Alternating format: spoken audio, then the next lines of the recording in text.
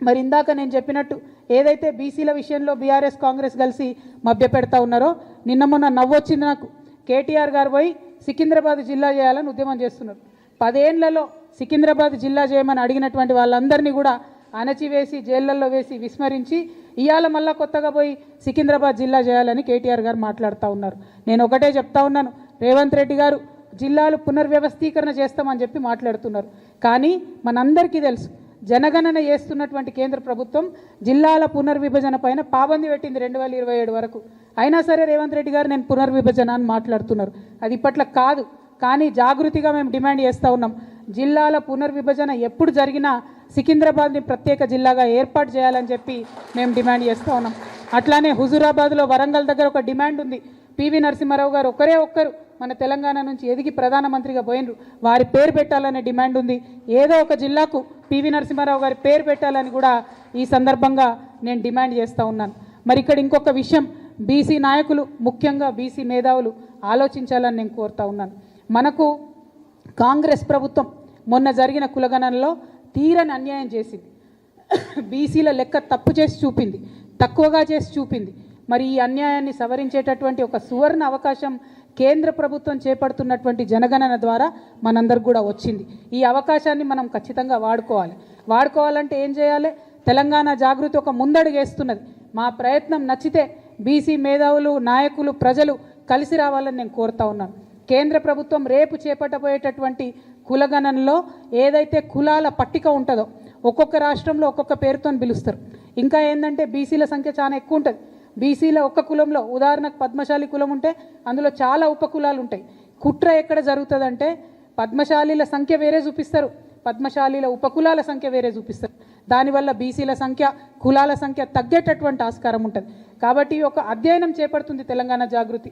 త్వరలోనే ఒక round table conference కూడా పెట్టి అందరినీ కూడా మేము పిలుస్తాం. ఒక సమగ్రమైనటువంటి నివేదిక తయారు చేసి కేంద్ర ప్రభుత్వానికి కూడా మేము ఇస్తాం.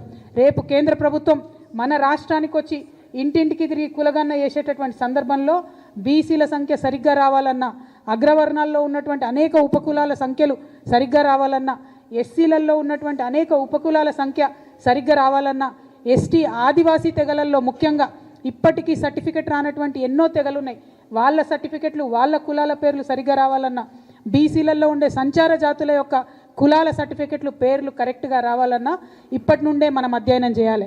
వాస్తవానికి ఈ పని రాష్ట్ర ప్రభుత్వం చేయాలి. కానీ నాకు గుంపు మేస్త్రి గారి మీద నమ్మకం లేదు.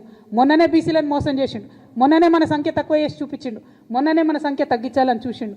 కాబట్టి ఈ అధ్యయనం ఒక బాధ్యతాయుతమైనటువంటి సంస్థగా జాగృతి చేపడుతున్నది. సమగ్రమైనటువంటి నివేదిక తయారు చేసి కేంద్ర ప్రభుత్వానికి ఇవ్వబోతా ఉన్నాం. అందరూ బీసీ పెద్దల్ని కూడా కలుస్తాం, విద్యావంతుల్ని కలుస్తాం, వారిలో ఉండే మేధావి వర్గాన్ని కలుస్తాం. ఏ కులంలో ఏ ఉపకులాలు ఉన్నాయో ఆ పట్టిక ఏందో తీసుకుంటాం, ఏ పేర్లతో ఉన్నాయో తీసుకుంటాం.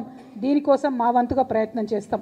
మరి ఇది ఎలా మేము చేస్తున్నామంటే ఇటువంటి పెద్ద మనుషులు ముచ్చర్ల సత్యనారాయణ గారు లాంటి వాళ్ళు వారి ఏజ్లో, వారి సమయంలో 1962లో, 69లో, 1952లో ముల్కీ దగ్గర నుంచి మొదలు పెడితే, తొలిదశ తెలంగాణ ఉద్యమం దగ్గర నుంచి మొదలు పెడితే మలిదశ తెలంగాణ ఉద్యమంలో బీఆర్ఎస్ పార్టీతో కలిసి పనిచేసేంత వరకు కూడా జీవిత పర్యంతం కూడా తను తెలంగాణ మంచి కోసం కష్టపడ్డాడు, తెలంగాణ బహుజనుల కోసం కష్టపడ్డాడు, తెలంగాణ బడుగు వర్గాల కోసం మాట్లాడిండు. కాబట్టి వారి స్ఫూర్తిని తీసుకొని ముందుకు వెళ్తాం, వారి స్ఫూర్తిని తీసుకొని జాగృతి ప్రయత్నం చేస్తుందనే విషయాన్ని ప్రజలందరికీ కూడా తెలియజేస్తూ, మరి ఇవాళ వీరితో మొదలుపెట్టినాం. ఇంకా ఎవరైతే మన తెలంగాణ మూమెంట్లో అన్సంగ్ హీరోస్ ఉంటారో వాళ్ళందరి జీవితాలను కూడా, వారి చరిత్రలను కూడా నిక్షిప్తం చేసే ప్రయత్నం చేస్తామని తెలియజేస్తూ మీ అందరి దగ్గర కూడా నేను సెలవు తీసుకుంటా ఉన్నాను. Thank you. జై తెలంగాణ, జై జాగృతి.